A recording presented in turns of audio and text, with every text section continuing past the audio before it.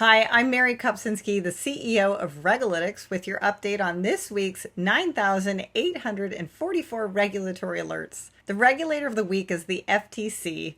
In a characteristically cheeky press release, the FTC noted that if 1 year equals 7 in dog years, 9 years is probably close to a century in technology time.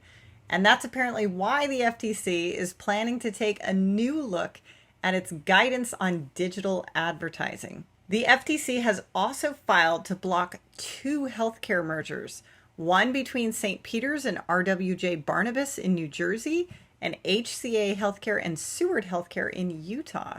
The FTC also issued a report on losses related to cryptocurrency scams to the tune of $1 billion since 2021, and the staggering number of 575 million is mostly attributable to bogus cryptocurrencies. Finally, this week, the FTC reached a $2.7 million settlement with a cash advance company that not only lied about the terms of the advance to their customers, but also threatened bodily harm to small business owners who weren't able to pay.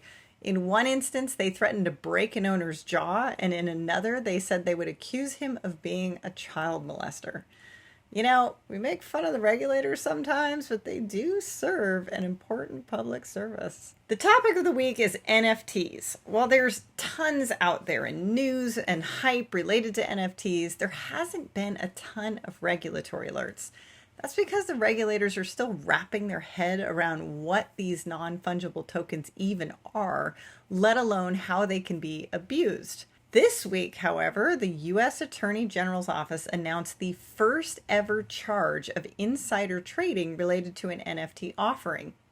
In violation of his duty of trust to the employer, it found, this former product manager used his advanced knowledge of what NFTs were going to be featured on the homepage for his own personal gain. He's 31 years old, and he was charged with 1 count of wire fraud and 1 count of money laundering, each of which carries a maximum penalty of 20 years in prison. Now for all the other fun stuff this week. Starting overseas, the Basel Committee approved a finalized set of principles for the effective management and supervision of climate-related financial risks. The 3 European supervisory authorities, EBA, EIOPA, and ESMA, provided further clarifications for SFDR, which is the Sustainable Finance Disclosure Regulation.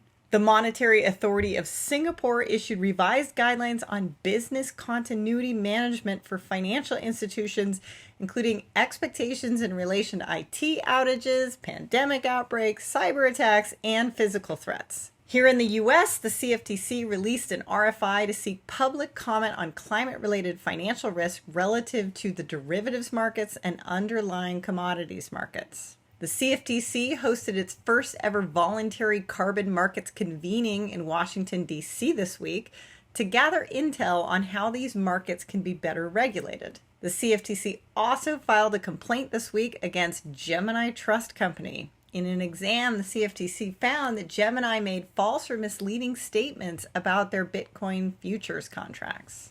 The SEC is hosting the usual investor advisory committee this week to discuss the accounting of non-traditional financial information, which I thought was interesting, and 2, climate disclosure.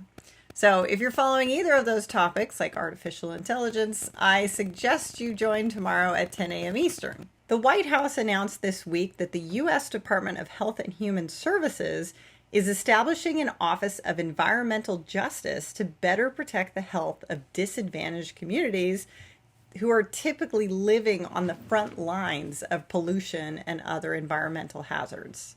The U.S. states also had some fun alerts this week. New Jersey has a bill out that allows the state to revoke the license of a home appraiser if it is found that the appraiser knowingly engaged in discrimination in the appraisal because they changed the price based on the property buyer or seller's race, creed, color, or national origin.